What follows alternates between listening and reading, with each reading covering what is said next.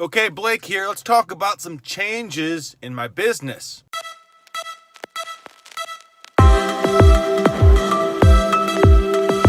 Okay, it's still messy in here, but the good news is if you look over there at all those bankers boxes, we're at 161 now, bankers box wise, and all the inventory is organized in there. So even though it's messy here, hey, who cares? It's not affecting how I make money, and it is, making more trash, I guess, but sorry, that's how it goes.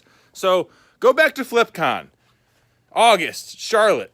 I talked to a guy who runs one of the biggest video game resale operations on the planet.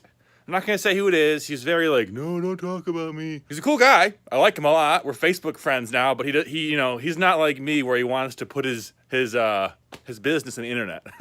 I mean, talking about it at least. So he has 50 employees. I did not think there was that much potential in video games. I really didn't.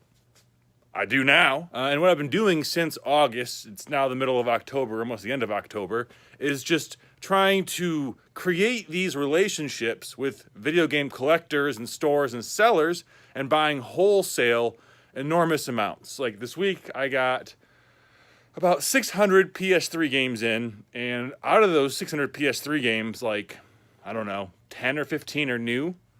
And they're in really good condition, and so I can sell those new ones for half the cost of the whole collection because I'm buying so many low-value games that I then just sell on Amazon or in bulk to local buyers at essentially the same price I paid for them. So I'm just getting the good ones for free, and then I'm passing off the rest of the collection to somebody else so they can sell them for, I assume they make about $3 or $4 per game because they have local stores. So it all works out. I'm just implementing myself in the supply chain, being kind of a middleman for the bulk quantity stuff and the reseller for the higher end games that might be graded or are very rare.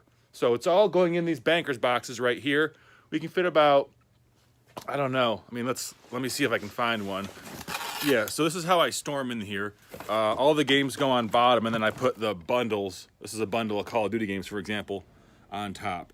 So we can get 1, 2, 3, 4, 5, 6, 7, 8, 9, 10, 11, 12, 13, 14, 15, 16, 17, 18, 19, 20, 20, 22, about 23. So we'll say we can fit about, I don't know, 60 PS3 games per banker's box, and I think a few less Wii or Xbox 360 games because they're so much bigger. Here's an example of the kind of thing I'm buying. This came off Facebook Marketplace. This is a CD case of, I believe, PlayStation 2 games.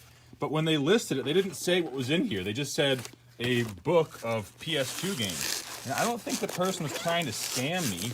I think that they were just kind of lazy and not wanting to put in that much more effort. And so I paid, let's see, with shipping, I paid $19 for this. So let's see if it's worth it. Actually put some games in here. Okay, Gun on PS2. Cars, The Sims, that's a good one. FIFA. Ooh, this is a good one too. Need for Speed, Hot Pursuit 2. Let's see how they're... that's fixable with my machine. That game is not very good. Not very good. That's a decent one. Is this new? Oh no, it's got taken off. Spider-Man 2, that's a good one for PS2. Destroy All Humans, that's a good one as well. And the rest appears to be empty. So I paid $19 for 1, 2, 3, 4, 5, 6, 7, 8, 9, 10. 10 games plus this CD case. I'll probably get about, I don't know, $5 for that.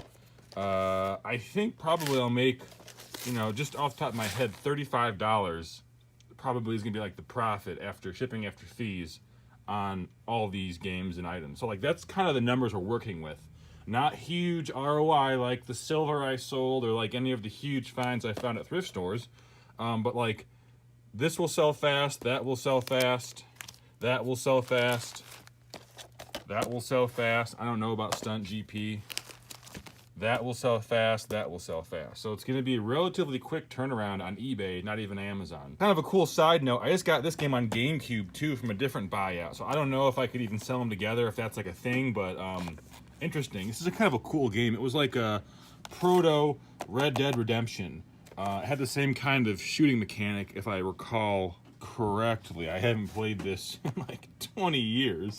Let's see, when did it come out? 2005. Yeah, I haven't played it since like 2007. But I remember it being very fun, and I think that's why it still has a pretty decent resale value. Here's another example of a buyout I did from a store. I paid $60 shipped for all this, and so I figure I can sell these games locally, probably 20, maybe 10, maybe that has to be online, and this one will go for about 10 or 15 online. So even just like, if I can get my asking price, I think 60 for these 4 games is reasonable, and then I've got these Game Boy games. The box just fell. These Game Boy games, just, you know, on top, and maybe it's only $5 for a Game Boy game, but that's okay. 5, 10, 15. Is that fake? Looks, I think that's a replacement sticker. 5, 10, 15, 20, 25, 30, 35, 40, 45, 50, 55, 60. And maybe that's too high. Maybe I can only get, you know, 3 for them, but that's still 12, 15, 21, 24, 27, 30, 36. So I mean, on that $60 investment, basically I'm doing about 50% margins, and that's kind of like typically my much lower threshold for what I think is a good buy. So we're really just scaling that part of the business up. I'm still selling books, I'm still selling sports cards, but I've really put a lot more effort and more money. I'm spending, you know, thousands of bucks a week on video games, but the market turns over so fast, by which I mean like the thing sells so fast. Whether on Amazon, on eBay, on Mercari, on Facebook, wherever, there's so many buyers for all these games that if you figure out where to sell which games, which I'm not really going to divulge that yet because I don't know for sure, and also I think that's like the kind of info you want to put in a course maybe, like where to sell these titles, where to sell those titles, because there are certain games I pull off and put on Amazon, certain games I pull off and do on eBay, certain games that I bundle and cross-list, just because you make more money that way. I'm also selling a lot of old computer games too. That's another cool thing. Just like any kind of collectible disc that can fit into a padded mailer. And DVDs still go on Amazon. Occasionally, I will find like a box set that goes for about $20 on Amazon or eBay, and I sell that on eBay because on eBay you can use media mail shipping. But for the most part, all media still goes on Amazon. That's like, you know, the last puddle in the draining ocean of profit that Amazon used to provide for people like myself, which is fine. You know, things change, life goes on, you have to adapt to it. I'm just you know, saying that's the way it's been. Quick update in the business. Hope y'all are doing good. I'll do more like this. Would love to hear your feedback.